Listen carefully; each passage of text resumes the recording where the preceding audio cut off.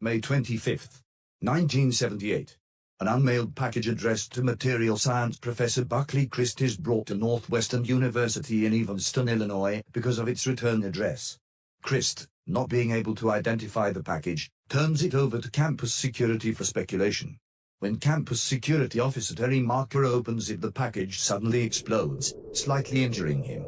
The package in question was a homemade pipe bomb packed in a carved wooden box. The bombing was later revealed to be the work of Ted Kaczynski, and it was the first of many that came to follow. Theodore Ted Kaczynski was born on May 22, 1942.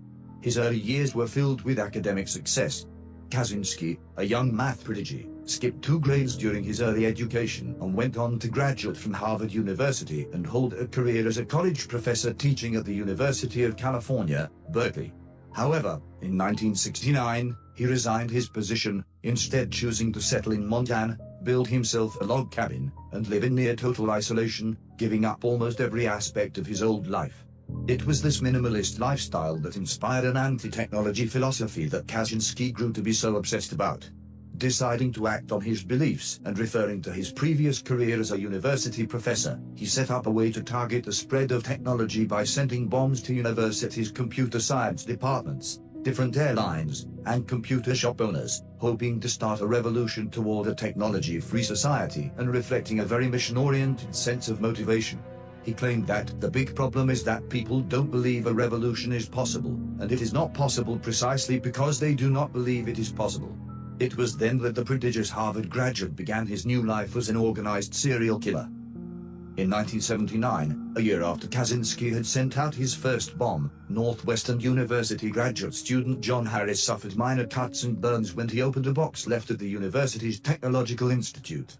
Once again, the bomb was revealed to be a homemade pipe bomb wrapped in wood, and authorities started to recognize similarities between this bomb and the one that was sent to the university just a year before. Kaczynski then started targeting not only universities but airlines as well. Although his attempt to bomb American Airlines Flight 444 from Chicago to Washington, D.C. in 1979 was a bust because the bomb failed to detonate, in 1980, United Airlines President Percy Wood suffered cuts and bruises when he opened a package that contained a bomb inside a book's hollowed-out pages. It is at this point that the FBI tied all of Kaczynski's bombings together because of the similarities between the designs of the bombs, and the case file was codenamed Unabomber, standing for University and Airline Bomber. Kaczynski himself was dubbed the Unabomber by the media. The crimes continued for another 13 years. In 1982, a parcel addressed to the 46-year-old head of Vanderbilt's computer science department, Patrick Fisher, exploded, injuring Fisher's secretary, Janet Smith, who suffered nasty lacerations as described by Fisher. Also in the same year, University of California Berkeley electrical engineering and computer science professor, Diogenes Angelikos, was temporarily blinded and suffered from severe burns in his right hand when he picked up what he believed was a turpentine can, and graduate student Johnny Hauser lost 4 fingers in his right hand and severed many of his arteries when he picked up a similar package in the university's computer science lab. Also in 1985, the Unabomber started to send bombs to owners of computer shops. Computer rental shop owner Hugh C. Scruton was killed when he tried to remove what looked to be a road hazard, a block of wood with nails protruding from it inside a paper bag, from the parking lot behind his shop. The hazard was actually a bomb that exploded and killed Scruton, and it was the very first fatality of the Unabomber attacks. In 1987, Gary Wright, the owner of a Salt Lake City, Utah, computer shop, was injured when he attempted to remove a similar road hazard at the rear entrance of his shop, much like Scruton had done 2 years prior. The very last crime of the Unabomber case happened in 1993. Dr. Charles Epstein, a geneticist at the University of California, opened a wooden box mailed to his home, which contained a bomb. The resulting explosion blew off several of Epstein's fingers, broke his arm, and caused abdominal injuries. Throughout the case, the Unabomber had several modus operandi that helped the FBI link his crimes together. His bombs were all homemade using fairly basic supplies. He tended to favor the use of wood in his bombs, frequently packaging them in a wooden box, and the initials FC, later found to stand for Freedom Club, were found engraved on many of his later bombs. The very first eyewitness in the Unabomber investigation, however, came toward the end of Kaczynski's attacks.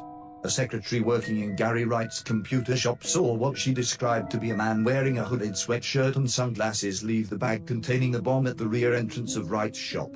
The description helped the FBI develop a sketch, and for the first time the world got to put some sort of face to the infamous name they'd come to know. The big break in the case, though, came in 1995, 17 years after Kaczynski had sent out his first bomb. Kaczynski wrote up a 35,000-word essay about the technological problems of modern society and called it the Unabomber Manifesto, threatening several media outlets, including the New York Times, to publish his manifesto and telling them that he would blow up a plane if they didn't do so. When the Unabomber Manifesto was eventually published, Linda Patrick, Kaczynski's sister-in-law, came across it and glanced it over, and she, along with her husband, Kaczynski's brother, David, recognized the writing style and started to develop the suspicion that the Unabomber was none other than Ted Kaczynski.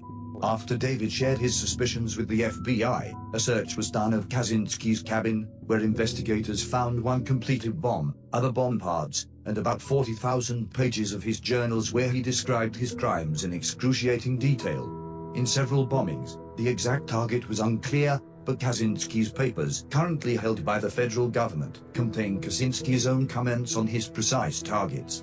His journals were written entirely in a self-made numerical code, with sentences layered on top of each other going forwards, backwards, and diagonally.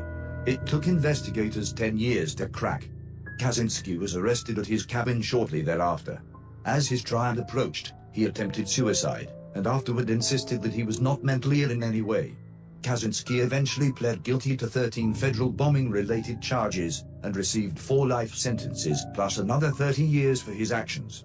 Today, Kaczynski is an inmate of the U.S. Penitentiary Administrative Maximum Facility in Florence, Colorado. He spends almost all of his long and tedious time writing numerous essays and letters to several pen pals and to those he used to know, attempting to explain himself and his actions that terrified the nation during the reign of the infamous Unabomber.